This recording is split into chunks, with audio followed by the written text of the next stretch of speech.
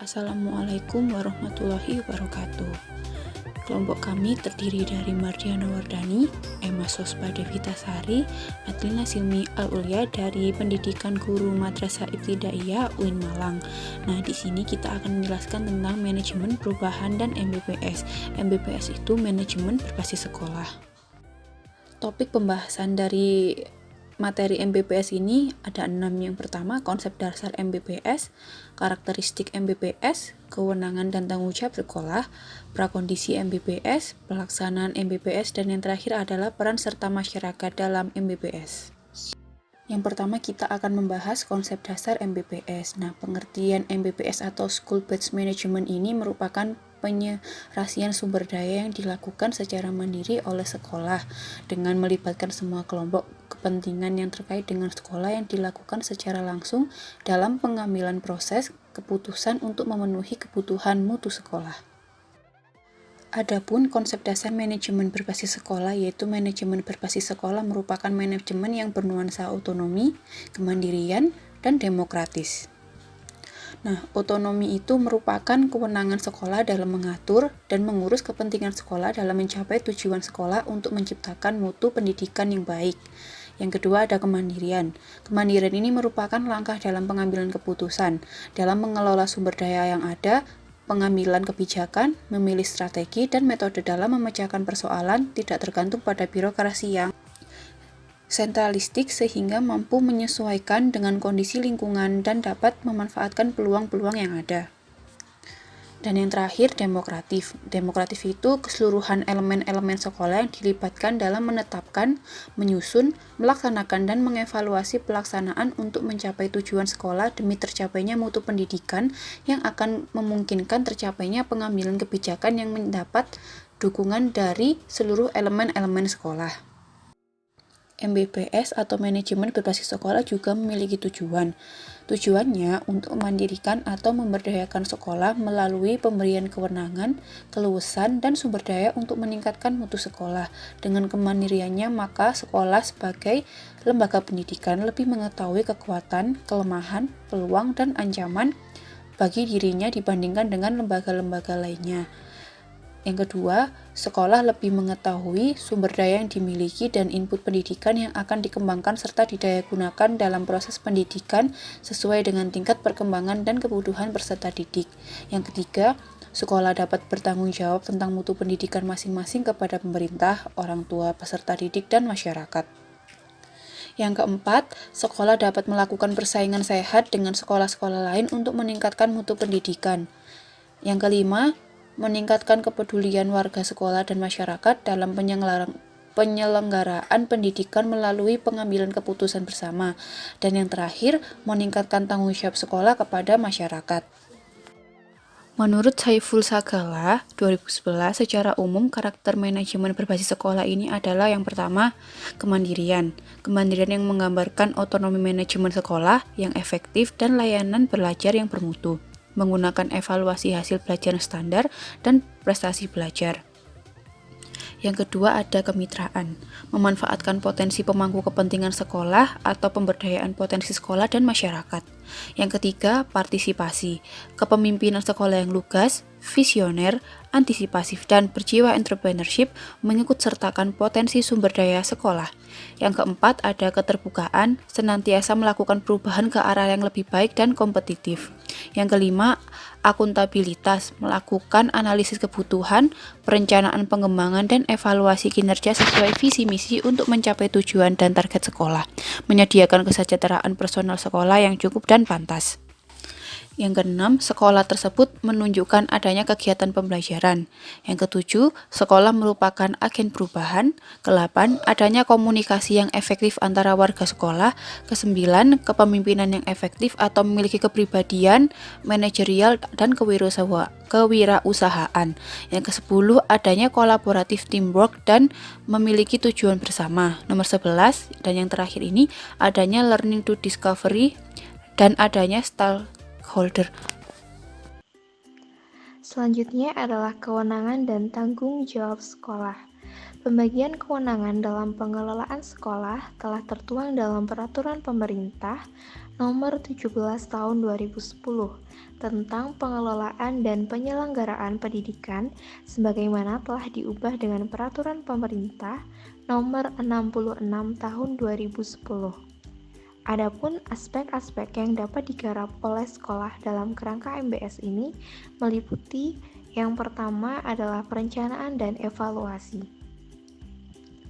Sekolah diberi kewenangan untuk melakukan perencanaan dan penyusunan program sekolah sesuai dengan kebutuhannya. Kebutuhan yang dimaksud dalam hal ini adalah misalnya kebutuhan untuk meningkatkan mutu pendidikan, kualitas layanan, dan tata kelola. Sekolah diberi kewenangan untuk melakukan evaluasi, khususnya evaluasi yang dilakukan secara internal. Evaluasi internal ini dilakukan oleh warga sekolah untuk memantau proses pelaksanaan dan untuk mengevaluasi hasil program-program yang telah dilaksanakan.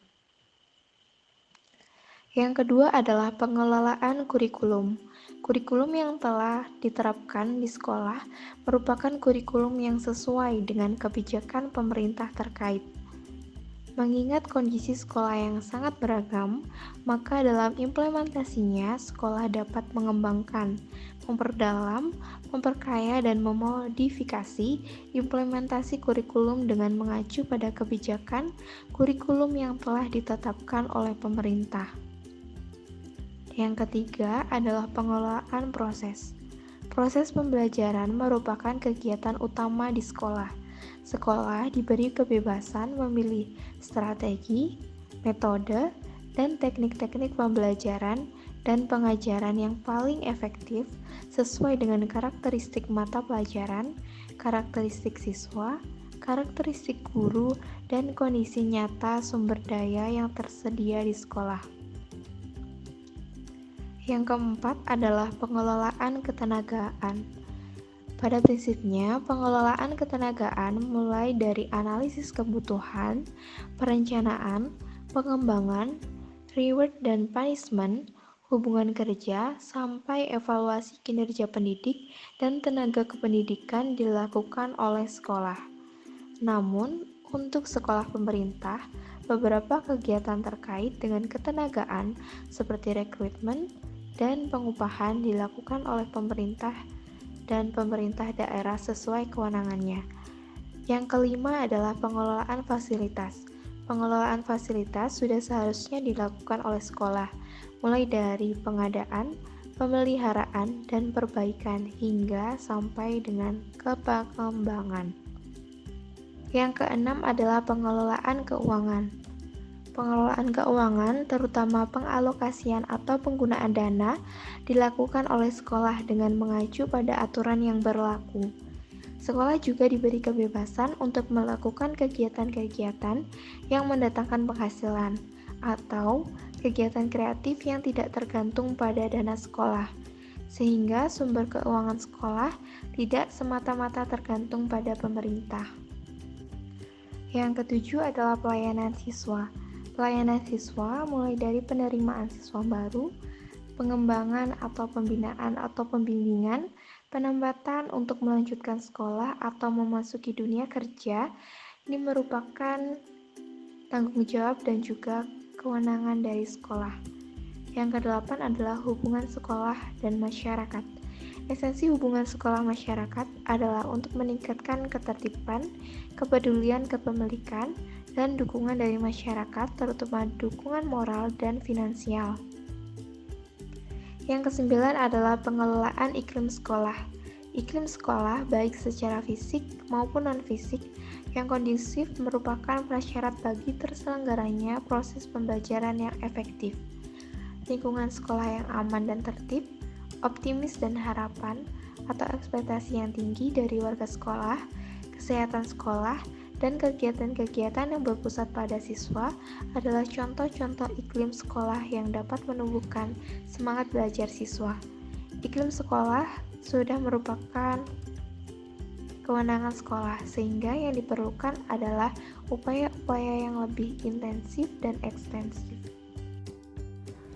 Prakondisi MBS. Bangsa Indonesia mengalami permasalahan dalam pendidikan. yaitu masih rendahnya mutu pendidikan dari sebagian sekolah, khususnya sekolah dasar dan sekolah menengah pertama yang berada di pedesaan atau di pedalaman.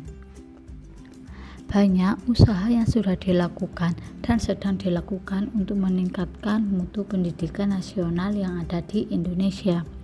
Misalnya, seperti penerapan UM, peningkatan partisipasi masyarakat dalam sebuah pendidikan, sertifikasi pendidikan beserta tunjangan profesinya. Demikian juga, mutu pendidikan nasional belum merata di tanah air Indonesia ini. Sebagian sekolah yang berada di kota secara umum sudah menunjukkan kemajuan terhadap mutu pendidikan. Sedangkan sekolah yang berada di pedesaan masih belum baik mutu pendidikannya, sehingga keadaannya masih memprihatinkan. Dari kenyataan yang ada, mutu pendidikan nasional yang belum merata di tanah air antara kota dan desa yang mengakibatkan adanya kesenjangan mutu pendidikan. Kesenjangan mutu pendidikan disebabkan oleh 1. Penerapan pendekatan sistem secara parsial. Maksudnya, penerapan pendekatan sistem dalam pendidikan di sekolah yang sering diselenggarakan dan dilakukan secara parsial. Sekolah sebagai sistem yang terdiri dari konteks, input, proses, output, dan outcome. Akan tetapi dalam kenyataan di sekolah, pengembangannya hanya difokuskan pada input, proses, dan output. Inputnya berupa kurikulum, sarana dan prasarana, dana, dan guru. Untuk prosesnya itu seperti proses belajar mengajar, penilaian hasil belajar, kepemimpinan sekolah. Output seperti nilai ujian nasional atau UN dan perlombaan. Seharusnya penyelenggaraan sekolah sebagai sistem harus dilakukan secara utuh, tidak boleh secara parsial, apalagi parsial, dengan maksud pengembangan sekolah secara sistem harus mencakup seluruh komponen sekolah secara utuh, mulai dari konteks, input, output, proses, sampai outcome. Yang kedua, belum maksimalnya penerapan MBS. Maksudnya, penyelenggaraan pendidikan nasional yang dilakukan secara biokratik sentralistik telah menempatkan sekolah sebagai subordinasi yang sangat tergantung pada keputusan birokrasi yang di atasnya mempunyai jalur sangat panjang, dan terkadang kebijakan yang diberlakukan kurang sesuai dengan kondisi sekolah karena sekolah lebih ke subordinasi atau birokrasi di atasnya, sehingga sekolah kehilangan kemandiriannya, terpasang inisiatifnya rendah dalam keluasannya, motivasinya menjadi rendah, dan keberanian moralnya juga rendah untuk melakukan hal-hal yang baru yang diperlukan untuk memajukan sekolahnya, sehingga sekolah belum bisa memaksimalkan penerapan manajemen berbagai sekolah dengan baik. Yang ketiga, rendahnya partisipasi warga sekolah dan masyarakat dalam penyelenggaraan sekolah. Maksudnya, peran keikutsertaan warga sekolah, khususnya guru, karyawan, siswa, dan juga peran serta masyarakat sekolah atau orang tua siswa dalam penyelenggaraan sekolah masih belum optimal. Partisipasi seorang guru dalam pengambilan keputusan sering diabaikan. Seharusnya adanya perubahan atau tidak adanya perubahan terhadap sekolah, guru harus mengetahui tentang hal itu, karena salah satu keputusan itu tergantung pada guru. Guru juga mempengaruhi terhadap hasil keputusan. Partisipasi masyarakat pada umumnya hanya sebatas dukungan pada dana. Untuk partisipasi seperti moral, pemikiran, material masih belum optimal. Sebenarnya kesuksesan sekolah sangat memerlukan kerjasama yang kompak, dinamis, harmonis, cerdas, dan lincah antara warga sekolah dan masyarakat atau orang tua siswa yang dapat memaksimalkan partisipasi sekolah. Partisipasi yang maksimal akan mampu meningkatkan rasa kepemilikan terhadap sekolah, dan rasa kepemilikan akan meningkatkan dedikasi warga sekolah dan masyarakat terhadap sekolah. Pelaksanaan MBS. Pelaksanaan MBS ini ada yang namanya rasional. Rasional yaitu pelaksanaan MBS yang disesuaikan dengan potensi dan kebutuhan setiap sekolah.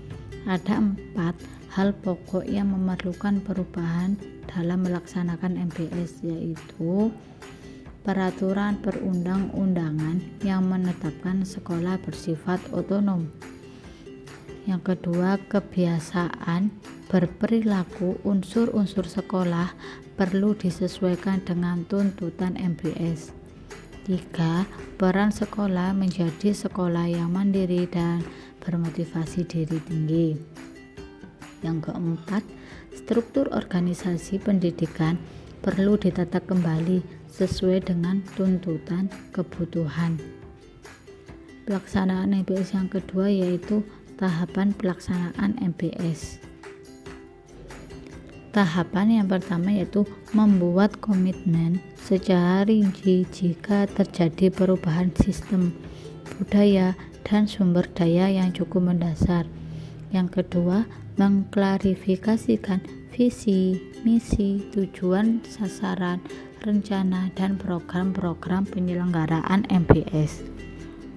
Yang ketiga, memberikan penjelasan secara rinci mengapa diperlukannya manajemen berbasis sekolah. Yang keempat, mendorong sistem, budaya, dan sumber daya manusia yang mendukung penerapan MBS dan memberi penghargaan kepada warga sekolah yang menerapkannya. Yang kelima, mengarahkan proses perubahan agar sesuai dengan visi, misi, tujuan, sasaran, rencana, dan program sekolah. Pelaksanaan yang ketiga, identifikasi tantangan sekolah. Tantangan sekolah adalah selisih antara hasil yang diharapkan di masa yang akan datang. Contoh, hasil prestasi akademik dan non-akademik. Tantangan sekolah bersumber dari hasil sekolah yang dapat dikelompokkan menjadi 4, yaitu kualitas, produktivitas, efektivitas, dan efisien. Pelaksanaan yang keempat, visi, misi, tujuan, dan sasaran sekolah. Visi itu berisi tentang wawasan yang menjadi sumber arahan bagi sekolah dan digunakan untuk memandu perumusan misi sekolah. Pandangan jauh ke depan kemana sekolah akan dibawa. Gambaran masa depan yang diinginkan oleh sekolah agar sekolah yang bersangkutan dapat menjamin kelangsungan hidup dan perkembangannya. Misi adalah tindakan untuk mewujudkan visi. Dalam merumuskan misi harus mempertimbangkan tugas pokok sekolah dan aspirasi semua warga sekolah yang terkait. Tujuan adalah apa yang akan dicapai dan dihasilkan oleh sekolah yang bersangkutan dan kapan tujuan tersebut akan dicapai.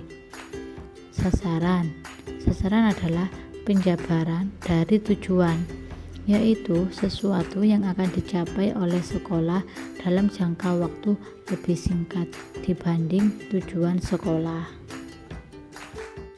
Pelaksanaan MBS yang kelima, identifikasi fungsi-fungsi yang diperlukan, meliputi fungsi proses belajar mengajar, pengembangan kurikulum, perencanaan, dan evaluasi, ketenagaan, fungsi keuangan, fungsi pelayanan kesiswaan, pengembangan iklim akademik sekolah, fungsi hubungan sekolah dan masyarakat, dan fungsi pengembangan fasilitas.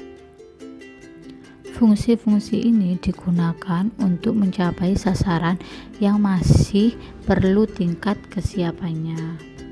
Pelaksanaan MBS yang keenam, analisis SWOT. Analisis SWOT, Strength, Weakness, Opportunity, Threat, dilakukan untuk mengetahui tingkat kesiapan setiap fungsi dari keseluruhan fungsi sekolah untuk mencapai sasaran yang ditetapkan. Analisis SWOT ini dilakukan terhadap keseluruhan faktor dalam setiap fungsi, baik faktor yang tergolong internal maupun eksternal, fungsi yang memadai sebagai kekuatan dan fungsi yang kurang dinyatakan sebagai kelemahan. Pelaksanaan MBS yang ketujuh yaitu alternatif pemecahan masalah. Tindakan tersebut merupakan upaya untuk mengatasi kelemahan maupun ancaman agar menjadi kekuatan atau peluang, yaitu dengan memanfaatkan faktor lain yang menjadi kekuatan atau peluang. Pelaksanaan MBS yang ke-8, rencana dan program sekolah. Rencana harus menjelaskan secara detail aspek-aspek yang ingin dicapai, kegiatan yang harus dilakukan, siapa, kapan, dan di mana dilaksanakannya, serta biaya yang diperlukan untuk melaksanakan kegiatan tersebut. Program adalah bentuk dokumen untuk menggambarkan langkah dalam mewujudkan keterpaduan dalam pelaksanaan. Pelaksanaan yang ke-9, implementasi rencana dan program sekolah. Dalam kaitannya dengan implementasi rencana dan program sekolah, kepala sekolah dan guru sebaiknya mendayagunakan sumber daya pendidikan yang tersedia semaksimal mungkin, semata-mata hanya untuk kualitas pembelajaran. Pelaksanaan yang ke-10, evaluasi pelaksanaan. Sekolah harus melakukan evaluasi pelaksanaan program, baik jangka pendek dalam waktu akhir semester atau jangka menengah dalam waktu 1 tahun. Jangka panjang untuk mengetahui seberapa jauh program sekolah memenuhi tuntutan pemerintah. Hasil evaluasi dibuat laporan meliputi laporan teknis yang mencangkup program, pelaksanaan, dan hasil MBS, dan laporan keuangan tentang penggunaan uang serta pertanggungjawabannya. Pelaksanaan MBS yang ke-11 yaitu sasaran baru. Hasil evaluasi untuk menentukan sasaran baru untuk tahun yang akan datang. Setelah sasaran baru ditetapkan, kemudian dilakukan analisis SWOT untuk mengetahui tingkat kesiapan masing-masing fungsi dalam sekolah. Selanjutnya adalah peran serta masyarakat dalam MBS. Terdapat 7 tingkatan peran serta masyarakat. Tingkatan yang pertama adalah peran serta dengan menggunakan jasa pelayanan yang tersedia. Jenis peran serta masyarakat ini adalah jenis yang paling umum. Pada tingkatan ini, masyarakat hanya memanfaatkan jasa sekolah untuk mendidik anak-anak mereka. Tingkatan yang kedua adalah peran serta dengan memberikan kontribusi dana, bahan, dan tenaga. Pada peran serta masyarakat jenis ini, masyarakat berpartisipasi dalam perawatan dan pembangunan fisik sekolah dengan menyumbangkan dana, barang, atau tenaga. Tingkatan yang ketiga adalah peran serta secara pasif. Masyarakat dalam tingkatan ini menyetujui dan menerima apa yang diputuskan pihak sekolah atau komite sekolah. Misalnya, komite sekolah memutuskan agar orang tua membayar iuran bagi anaknya yang bersekolah, dan orang tua menerima keputusan itu dengan mematuhinya. Tingkatan yang keempat adalah peran serta melalui adanya konsultasi. Pada tingkatan ini, Orang tua datang ke sekolah untuk berkonsultasi tentang masalah pembelajaran yang dialami oleh anaknya. Tingkatan yang kelima adalah peran serta dalam pelayanan. Orang tua atau masyarakat terlibat dalam kegiatan sekolah.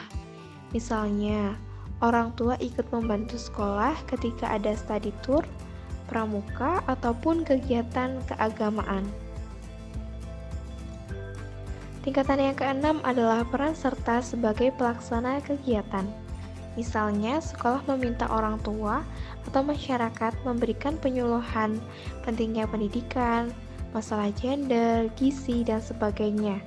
Dapat pula misalnya berpartisipasi dalam mencatat anak usia sekolah di lingkungannya agar sekolah dapat menampungnya, ataupun bisa menjadi narasumber atau sebagai guru pembantu. Tingkatan yang ketujuh adalah peran serta dalam pengambilan keputusan. Orang tua atau masyarakat terlibat dalam pembahasan masalah pendidikan, baik akademik maupun non-akademik, dan ikut dalam proses pengambilan keputusan dalam rencana pengembangan dan peningkatan mutu pembelajaran di sekolah. Dalam pelaksanaan MBS, banyak cara untuk memberdayakan masyarakat. Misalnya dengan cara yang pertama, melibatkan orang tua dalam mengurus komite sekolah, serta tokoh masyarakat untuk membahas perencanaan kegiatan program-program sekolah. Cara yang kedua adalah membangun prinsip saling menguntungkan antara sekolah dan masyarakat. Yang ketiga, memanfaatkan tenaga-tenaga terdidik, terampil, dan berkecakapan di lingkungan sekolah, seperti ekstrakurikuler atau acara tahunan sekolah. Dukungan masyarakat terhadap peningkatan mutu pendidikan sekolah melibatkan peran serta tokoh-tokoh masyarakat dan tokoh agama, dunia usaha dan dunia industri, serta kelembagaan sosial budaya. Penyertaan mereka dalam pengelolaan sekolah hendaknya dilakukan secara integral, sinergis, dan efektif, dengan memperhatikan keterbukaan sekolah untuk menumbuhkan rasa memiliki dan tanggung jawab masyarakat dalam meningkatkan mutu sekolah.